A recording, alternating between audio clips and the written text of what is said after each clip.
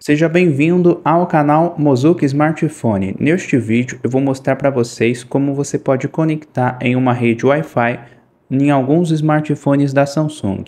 Eu vou mostrar esse teste no Galaxy A05, mas também funciona em alguns modelos da marca.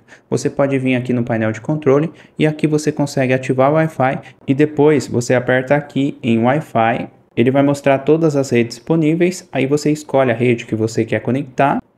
Aí ele vai pedir para você digitar a senha, você coloca a senha e depois você aperta em conectar. E você pode ativar a opção de reconexão automática. Aí quando você desativar e ativar novamente o Wi-Fi, ele vai conectar automaticamente se a rede estiver próxima. Aí você aperta em conectar e pronto, ele já conectou na rede. Você também pode vir aqui em configurações na opção de conexões.